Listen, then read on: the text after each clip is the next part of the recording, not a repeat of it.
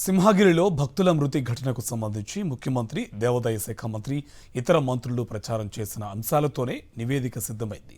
చందనోత్సవం ఏర్పాట్లను ఏకంగా 5 మంత్రులు స్వయంగా పర్యవేక్షించినప్పటికీ ఈ విషాదం చోటు చేసుకోగా ప్రభుత్వం తన వైఫల్యాలను కప్పిపుచ్చుకుంటూ నివేదికను సిద్ధమైనట్లు తెలుస్తోంది. ఇవాళే ప్రభుత్వానికి రిపోర్టు అందనుంది.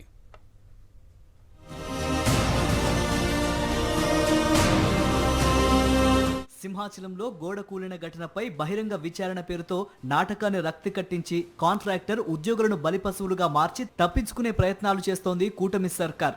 సాక్షాత్తు మంత్రుల పర్యవేక్షణలోనే ఇంత దారుణం జరిగిందంటే ఇది పూర్తిగా ప్రభుత్వ వైఫల్యమేనని ఇంజనీరింగ్ నిపుణులు, పరిశీలకులు స్పష్టం చేస్తున్నారు. నూతన మెట్ల మార్గాన్ని గతంలో ఉన్నట్లు కాకుండా ప్లాన్ మార్చి వైయాకారంలో నిర్మించారని, దీంతో గతంలో మెట్లు ప్రారంభమైన ప్రదేశంలో కూలిన గోడ నిర్మాణం చేపట్టినట్లు దేవాదాయ శాఖ కమిషనర్ నివేదికలో పేర్కొన్నారు. గోడకు దిగువన 2 వైపులా మెట్లు ఉన్నాయని, చందనోత్సవం సందర్భంగా మెట్ల గుండా ఒక వరుస క్యూలైన్ ఏర్పాటు చేసినట్లు తెలిపారు. మెట్లు, గోడను ఈవో సూచనల ప్రకారం నిర్మించినట్లు తెలిసిందన్నారు. కూలిపోయిన గోడకు సంబంధించి ఏప్రిల్ 19వ తేదీన దేవాదాయ శాఖ అధికారులు వీడియో కాన్ఫరెన్స్ లో చర్చ జరిగినట్లు అధికారులు పేర్కొంటున్నారు.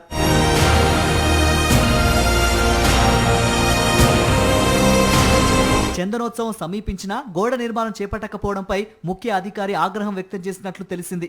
చందనోత్సవం నాటికల్లా నిర్మాణం పూర్తి చేయాలని ఆలయ ఇంజనీరింగ్ అధికారులకు ఆదేశాలు జారీ చేసినట్లు చెబుతున్నారు. దీంతో కూలిన గోడ ఏప్రిల్ 19వ తేదీ తర్వాతే నిర్మాణం జరిగినట్లు స్పష్టంగా వెల్లడవుతోంది.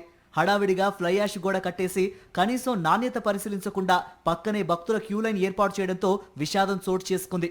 ప్రభుత్వ వైఫల్యాలను కప్పిపుచ్చుకునేందుకు వర్షం కారణంగానే గోడ కూలిందంటూ దుర్ఘటన జరిగిన రోజే ముఖ్యమంత్రి చంద్రబాబు సహా మంత్రులు ప్రకటనలు చేశారు. ఇదిలా ఉంటే ఏకంగా 5 మంత్రులు స్వయంగా పర్యవేక్షించిన సింహగిరిపై 7 భక్తుల ప్రాణాలు బలైపోయిన నేపథ్యంలో తన దారుణ వైఫల్యాన్ని కప్పిపుచ్చుకునేందుకు కూటమి సర్కార్ అన్ని మార్గాలను అన్వేషిస్తోంది. ఈ క్రమంలో ప్రజల దృష్టి మళ్లించేందుకు గోడ నిర్మాణంలో వైదిక నియమాల ఉల్లంఘన జరిగిందా, ఆగమ శాస్త్రానికి విరుద్ధంగా చేపట్టారా అనే అంశాలను తాజాగా తెరపైకి తెచ్చింది. ఇంజనీర్లు నిర్లక్ష్యంగా వ్యవహరించారని, దేవాదాయ, పర్యాటక శాఖల మధ్య సమన్వయం లోపించిందంటూ పక్కదారి పట్టించే ఎత్తుగడలకు తెరతీసింది. మంత్రుల పర్యవేక్షణలోనూ ఇంత దారుణం జరగడం ముమ్మాటికి ప్రభుత్వ వైఫల్యమేనని స్పష్టంగా తెలుస్తున్నా మభ్యపుచ్చే ప్రయత్నాలు చేయడంపై సర్వత్రా విభ్రాంతి వ్యక్తమవుతోంది. ఇది కేవలం నోటి మాటతోనే గోడ కట్టేశారని తేల్చారు.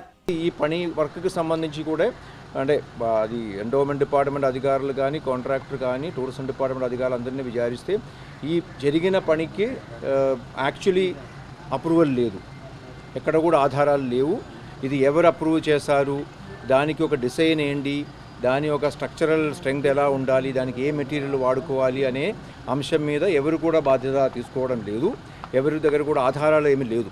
అంటే కాబట్టి ఇది నోటు మాటల మీద హడావిడిగా జరిగినట్టుగానే మాకు కనిపిస్తున్నాయి.